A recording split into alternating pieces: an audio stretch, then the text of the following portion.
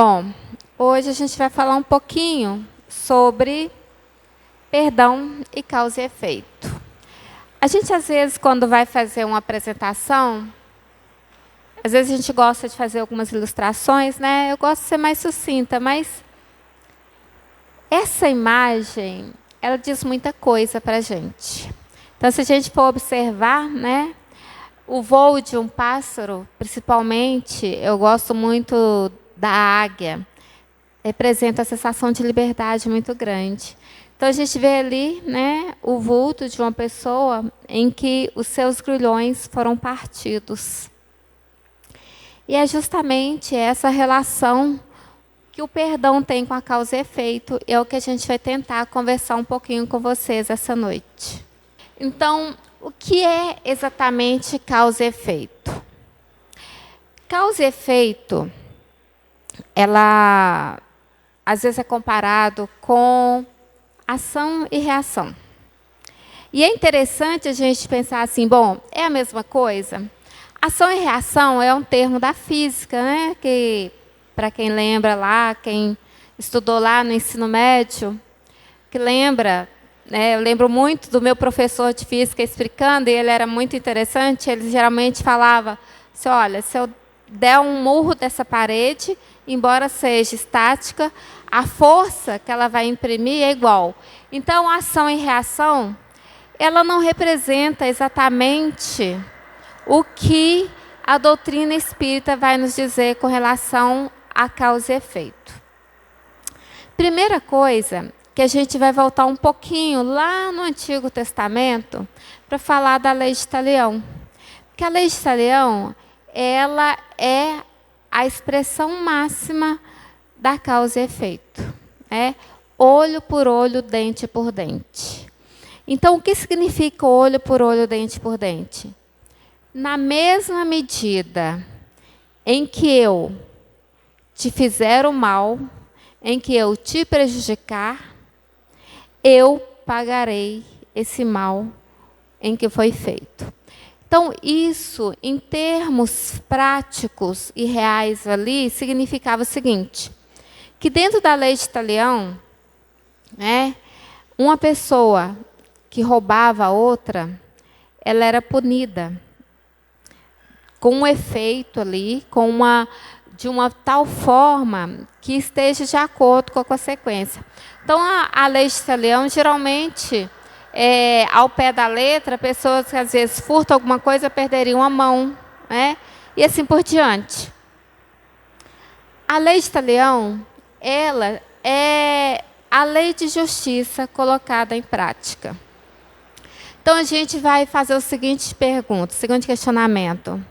Nos dias de hoje, nós ainda temos tão presente a lei de Talião, considerando, né, que a lei de Talião, ela foi nos apresentada por Moisés, lá no Antigo Testamento, então, há muito mais tempo do que a vinda de Cristo, então tem milhares de anos, e ela ainda é presente? Ela ainda é atual? Qual que é a resposta para isso? Sim, para aqueles que precisam dela. E a gente vai ver essa atualidade da lei justamente dentro dessa característica de lei de causa e efeito. E, principalmente, da lei de justiça.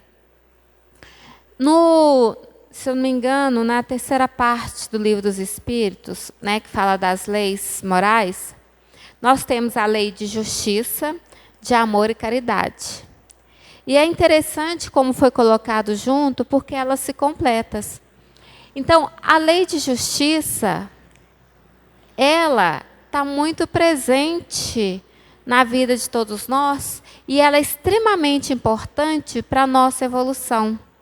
Porque é a lei de justiça que garante o nosso progresso. Então, o que está ali também presente na lei de justiça? A expiação. Nós ouvimos muito, nós lemos, quem tem o hábito da leitura espírita, quem tem o hábito de fazer, de assistir vídeos de palestras espíritas, a gente ouve muito falar que nós vivemos em um planeta de provas e expiação. E ali eu coloquei o seguinte, que dentro da lei de causa e efeito, nós temos a expiação. Então, vocês vão perguntar, Luciana, então a prova não faz parte da lei de causa e efeito? Não no sentido que a gente entende da lei de justiça como uma penalidade. Dentro das leis do homem, se cometemos o crime, nós somos penalizados, nós temos que pagar por ele. Então, a expiação, em seu sentido mais amplo, nós podemos entender como nós estamos pagando um débito, ou estamos prestando contas, ou estamos quitando a nossa dívida com as leis divinas. Então, o que é a expiação? Expiação, quando a gente fala, parece algo muito terrível, muito doloroso. Mas se a gente trocar a palavra expiação por purificação, a gente vai entender que a expiação nada mais é do que a purificação do espírito. Por que purificação? Porque na medida que eu sofro a lei de causa e efeito, e eu estou em processo, nesse momento, encarnado, passando pelo processo de expiação, eu posso me considerar um espírito feliz, porque eu estou purificando o meu espírito. Porque à medida que eu vou expiar, à medida, a gente pode pensar o seguinte, na expiação, para a gente pensar de uma forma bem concreta, é como se a gente fosse pensar que os nossos erros tivessem... Como tivesse, por exemplo, a gente vai comparar com a água fervendo, como se ele estivesse evaporando, só para dar um sentido mais concreto, mais real no nosso pensamento. Então, a expiação, ela, em muitas situações, vai representar a lei de Talião quando eu estou vivendo um processo muito semelhante a minhas ações, onde eu, por algum motivo, transgredi as leis de Deus. E eu vou transgredir as leis de Deus quando eu vou prejudicar a economia do universo. O que é a economia do universo? É quando, de alguma forma, eu vou lesar um irmão de caminhada. É quando, de alguma forma, eu vou lesar a natureza, seja nos vegetais, seja nos animais. É quando, de alguma forma, eu vou prejudicar o meu planeta, eu vou, de alguma forma, poluir o planeta. São várias situações onde eu estou devendo às leis de Deus. Então, a gente vai fazer a pergunta, Luciana, então é o seguinte, quer dizer que se eu cometer um assassinato, eu vou ter que também ser assassinado em outra vida? Se a gente for levar ao pé da letra a questão da expiação, sim. Se a gente for levar ao pé da letra e colocar dentro da lei de Talião, que é olho por olho, dente por dente, sim, eu vou pagar na mesma medida que eu devo. Porém, a gente vai ver que as coisas não são assim, preto no branco. É muito mais amplo. Então, a lei de causa e efeito é um dos princípios que rege o universo. E ela é importante, porque é através da lei de causa e efeito que muitas vezes que nós vamos despertar para a lei de amor, para a lei de caridade, que a gente vai falar um pouquinho mais. Então, cada criatura humana se define pela sua consciência, que a separa dos irracionais e lhe confere a dignidade espiritual. Consciente do que somos e do que fazemos, somos naturalmente responsáveis pelos nossos atos. Então, a gente vai entender que a lei de causa e efeito é uma lei de responsabilidade. É uma lei que vai nos chamar a sermos responsáveis pelo uso que nós fazemos do nosso livre-arbítrio.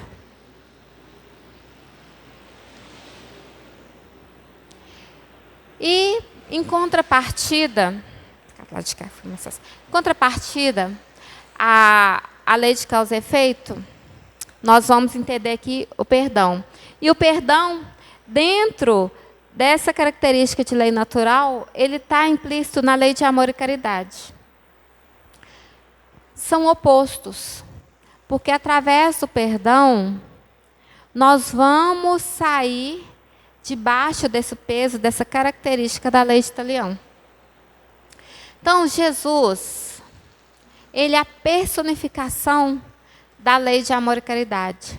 Se em Moisés temos o exemplo vivo da lei de justiça, Jesus, nós vamos ter a personificação da lei de amor e caridade. E quando Jesus veio e trouxe para nós muito mais que as suas palavras, mas um exemplo na forma como ele viveu, né, na forma como ele escolheu viver aqui, a gente vai perceber que Jesus nunca exigiu nada, ele sempre doou tudo. Ele sempre teve muito o que doar. Então, o que ele doou é algo que nós não temos dimensão, porque o amor dele é um amor que nós desconhecemos. O sentido de caridade de Jesus é um sentido que nós ainda desconhecemos. Se a gente for lá na primeira epístola de Paulo aos Coríntios, em que ele fala, né? Ainda se eu falasse a língua dos homens e dos anjos, se eu não tivesse amor, eu nada seria. Em algumas traduções é usado, se eu não tivesse caridade, e nada seria. Então a gente pode entender, dentro dessa primeira epístola de Paulo, que amor e caridade são sinônimos. Entendendo que o amor, para nós, às vezes, é muito etéreo ainda. A caridade, ela é a personificação do amor, porque ela se torna mais concreta. Mesmo se nós ainda entendemos a caridade no seu sentido mais existencialista, de suprir as necessidades materiais dos nossos irmãos. Então, quando a gente vai falar da caridade real que o Cristo nos apresentou, a gente vai entender que o Cristo, ele não deu nada de material, mas ele deu muito de si. Quando ele curava, quando ele orientava, quando ele confortava. Então a gente observa ali que nós ainda não sabemos o real sentido nem do amor e nem da caridade. No entanto, é o amor que cobre a multidão de pecados. Se eu ainda não consigo aprender o que é esse amor que cobre a multidão de pecados, eu ainda vou estar muito mais vinculado à lei de causa e efeito do que à lei de amor. A lei de justiça do que a lei de amor. Mas dentro desse balaio todo aí, a gente tem uma outra coisa que a gente tem que falar um pouquinho, que é o livre-arbítrio. Porque o livre-arbítrio, naquele slide anterior está falando ali da nossa capacidade de raciocinar, que é o que nos difere, por exemplo, dos animais, que a gente percebe ali um sinal de inteligência, às vezes naquele cãozinho, num gato, num cavalo, em um macaco e vários outros animais, a gente percebe ali um sinal de inteligência. Eles não conseguem verbalizar essa inteligência na linguagem conforme nós, animais ainda, mas da raça humana, entendemos. Mas a gente percebe que tem um sinal de inteligência. Mas o poder desse raciocínio lógico, que nos permite fazer as escolhas, que nos dá essa liberdade de escolha, que é o que vai reger as nossas ações, e essas ações estão diretamente ligadas à nossa condição moral, é isso que vai nos diferenciar, é isso que é o livre-arbítrio. Essa liberdade de escolher entre o bem e o mal. Quando a gente vai buscar lá a metáfora de Adão e Eva, da árvore do conhecimento do bem e do mal, a gente pode ir para esse caminho nessa interpretação, das várias formas que nos é dada para interpretar, que quando Adão e Eva comem da árvore do conhecimento do bem e do mal, dentro dessa metáfora, é justamente o momento em que a raça humana, que a gente vai perceber que ali, quando a gente fala de Adão, a gente não está falando de um homem em si, de Eva também, a gente está falando talvez de toda uma raça, né? E se a gente for pensar nos primórdios e for elencar a ciência que tem a sua comprovação, a gente vai ver a evolução do homem lá, desde os homens das cavernas. A gente vai entender que é justamente quando esse homem das cavernas começa a ter a capacidade de escolha, né, dentro de um raciocínio lógico, é que ele toma posse do livre-arbítrio. É o que difere como um animal inteligente dos chamados animais irracionais. Então, quando a gente vai pensar em Adão e Eva, no sentido da metáfora, em como raça, esse momento ali é que a raça humana, lá, né, nos seus primórdios, começa a ter uma capacidade de raciocínio que vai alavancar a sua evolução. A gente sempre reforçando que a evolução ela vai ocorrer no plano do conhecimento, da ciência, no plano do sentimento, das emoções e da moral. Então, com isso, quando a gente tem a liberdade de escolhas, nós vamos escolher bem ou mal. Nós vamos utilizar bem ou mal o nosso livre-arbítrio. E se nós ainda não temos desenvolvido em nós a capacidade mais ampla de amar, nós vamos estar muito mais sobre a lei de causa e efeito, e por isso que ainda no nosso planeta a dor se faz tão presente, ainda no nosso planeta a gente observa muitos de nossos irmãos sendo conivente com ações que para nós, do ponto de vista pessoal, dentro da moral conforme nós a entendemos, nós julgamos errado. Por que eu estou falando dessa forma? Tendo esse cuidado. Porque quando eu falo dessa forma, eu estou procurando respeitar a condição moral de cada um. O que é errado para mim, pode não ser errado para o outro. E eu não tenho uma capacidade para julgar ninguém. Esse julgamento é um julgamento que é feito por Deus. E é justamente porque é feito por Deus que a gente, na maioria das vezes, está sob a lei de causa e efeito no sentido de expiar os nossos erros. Ainda, em muitas situações, não somos capazes de provar que já não vamos cair em erros que às vezes estamos repetindo há milênios, não há centenas de anos, às vezes há milênios. Então é por isso que a gente tem que ter um respeito muito grande pelo outro. Respeitar, né, o ponto de vista do outro sobre o aspecto moral, sobre um aspecto de uma ética, é entender que nós somos diferentes, não só dentre as diferenças que estão sendo tão debatidas ultimamente, né? Questões de raça, de gêneros, mas somos diferentes como espíritos também. Porque ninguém está no mesmo patamar espiritual, do ponto de vista moral. E quando a gente fala do julgamento divino, a gente tem que ressaltar, nós precisamos ressaltar também, que o julgamento divino é um julgamento que está dentro da lei de amor. Porque a lei de justiça,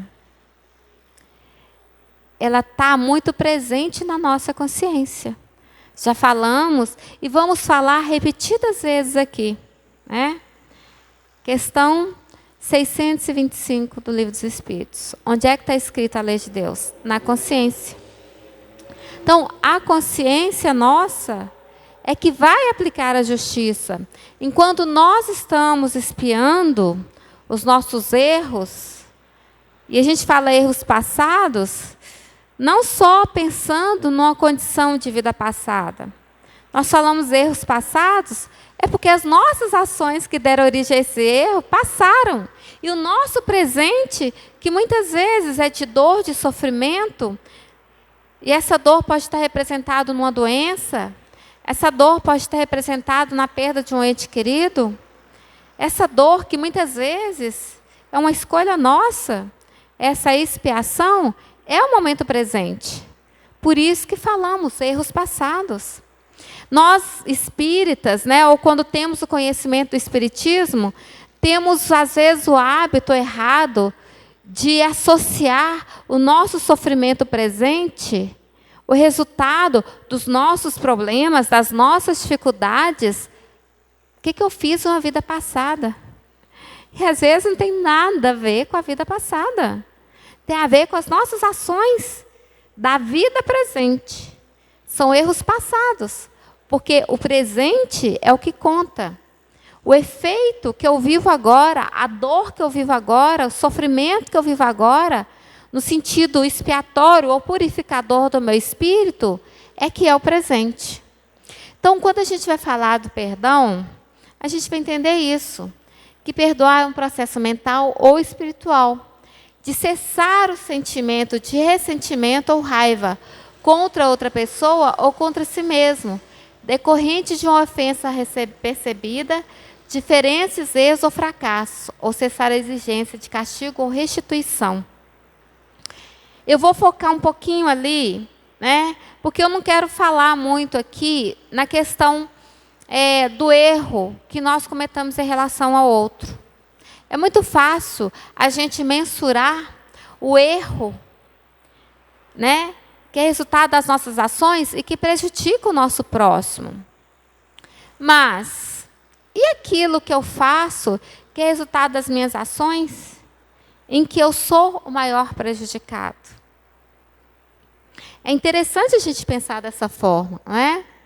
Então, eu vou colocar ali uma coisa interessante: o fracasso. É algo extremamente difícil para nós lidarmos. Porque nós somos criaturas ainda muito orgulhosas. Nós ainda somos uma criatura, eu gosto muito de brincar com essa situação. Foi falado lá no Evangelho que nós somos deuses e nós acreditamos nisso. E de uma forma orgulhosa e às vezes até arrogante, nós nos achamos superiores. Nós nos achamos muitas vezes donos de tal poder que nós não conseguimos aceitar os nossos erros, os nossos fracassos. Às vezes, a exigência que nós temos conosco mesmo é tão grande que isso é que causa a nossa dor. É que isso que faz com que nós estejamos em um ciclo de autopunição que não se quebra, que não cessa de forma alguma. Porque nós ainda não aprendemos que a lei de amor e caridade, ela deve começar conosco mesmo. Porque é muito difícil eu dar para o outro aquilo que eu não tenho. Por isso que eu falei que nós não temos condições de entender tudo aquilo que o Cristo doou quando falamos de amor e de caridade. Porque nós ainda não conseguimos aprender como é sentir esse amor que nos capacita a doar incessantemente, sem que também nos faça falta. A gente elenca a frase amor próprio muito relacionado às situações materiais da nossa vida. E o amor próprio, muitas vezes, ele está muito associado ao orgulho e também a questões do egoísmo. Nós ainda não temos uma maturidade espiritual para sentirmos amor próprio, para buscarmos, às vezes, melhorias no nosso plano da vida, não só espiritual, mas material, sem sentir o peso do pecado, e eu vou usar a palavra pecado aqui, do egoísmo. Eu vou dar um exemplo aqui, não aqui com a intenção política, mas que eu acho que ilustra muito. Quando as pessoas questionam aqueles que creem ou acreditam, né, com um sistema político do comunismo ou do socialismo. E questionam a pessoa que propaga, né, o comunismo, que propaga o socialismo como uma forma social de uma cultura, por assim dizer, né, uma forma de compartilhar, uma forma de viver sobre essas ideologias em que vai ser melhor para todos. E aí, porque essa pessoa prega o socialismo como uma forma melhor de viver, ela não pode, por isso, adquirir bens materiais. E aí, isso implica que as ideologias comunistas, socialistas, pregam um voto de pobreza, que não é verdade. Na verdade, o que eles pregam é justamente muito aquilo que às vezes o Cristo trazia para a gente. Igualdade de oportunidades para que todos tenham uma vida boa, uma vida digna, né? Para que não falte o essencial para ninguém. Então, em muitas situações, nós interpretamos errado. Muitas situações, nós fazemos interpretação errada do que é realmente amar, do que é realmente caridade, do que é realmente se doar. Então, por isso que eu torno a repetir novamente. Nós não temos dimensão do quanto Cristo nos doou em termos de amor e de caridade. Porque nós ainda vivemos num processo em que a justiça é muito forte e muito presente na nossa vida. E com isso, nós, vinculados a essa ideia de pecado, de que somos pecadores, e parece que esse pecado original nunca vai ser extinto da nossa realidade, nós esquecemos que o amor, ele é algo que tem que vibrar de nós para o outro. Então, nós temos que ter um amor muito grande para conosco.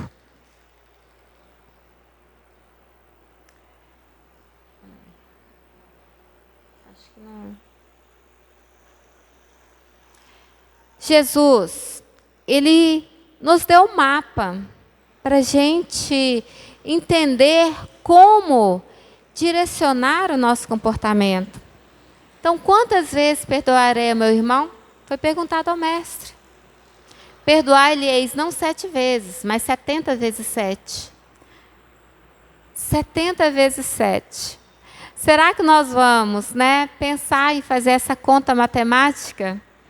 E, de forma literal, contar quantas vezes até chegar a 70 vezes 7 para perdoarmos o nosso irmão?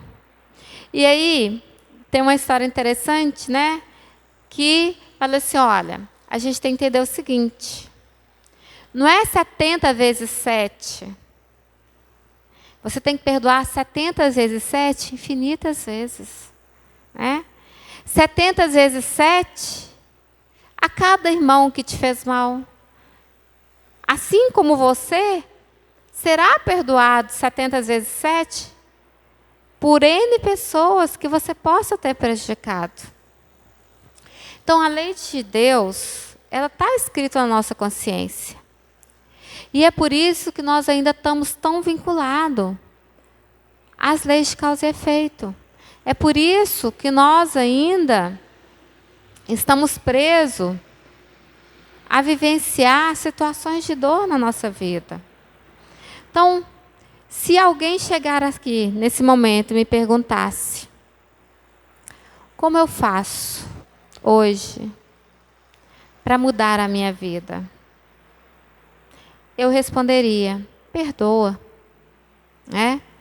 Perdoa.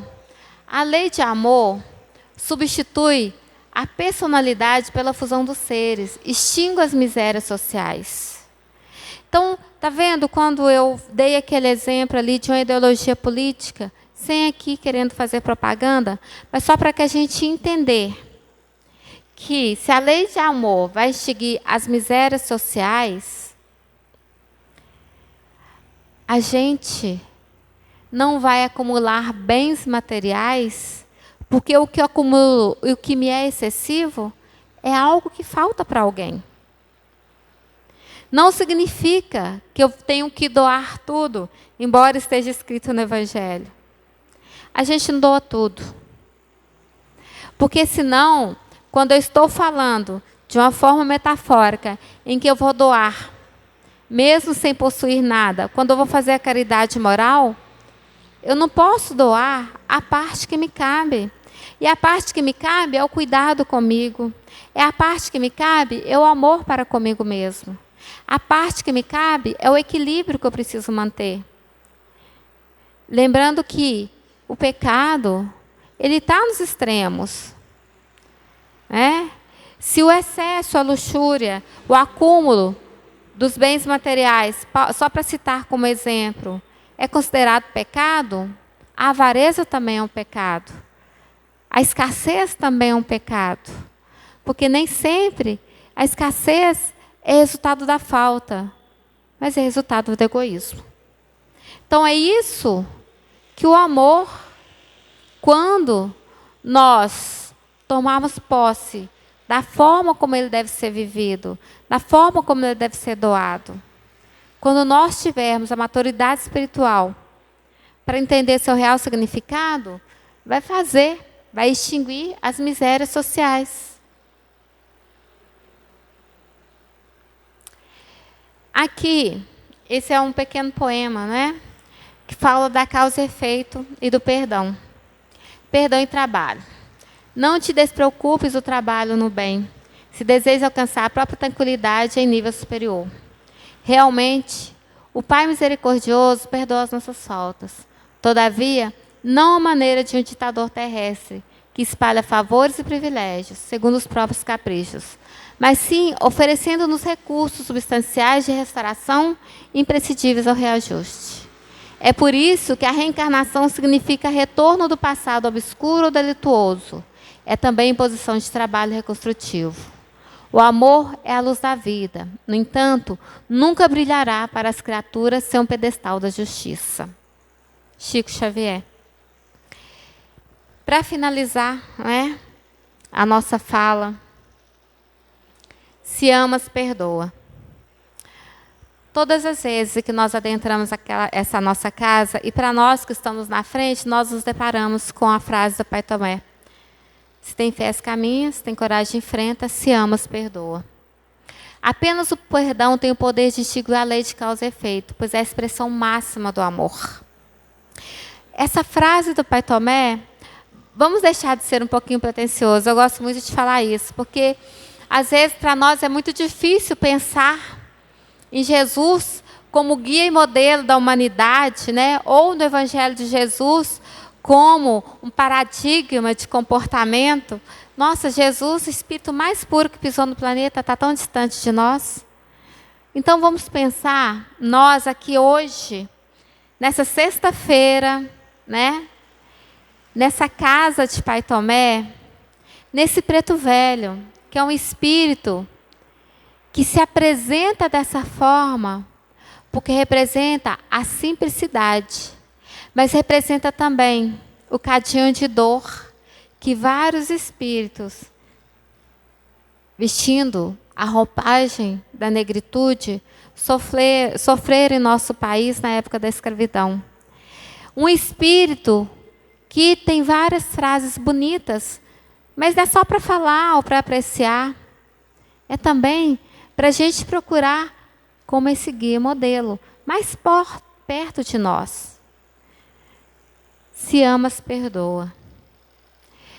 Quando adentrar essa casa, chega ali, dá uma olhada ali. Ali nós temos 2 exemplos de espíritos imperfeitos. Seu Abílio nunca foi perfeito, não conheci, mas tem histórias maravilhosas que eu escutei. Tem do Orlando, tem do Marcelo, tem da Regina, tem da própria Dona Lúcia, durante o tempo conviveu com ela. Então, histórias maravilhosas de um espírito que muito amor na medida da sua evolução.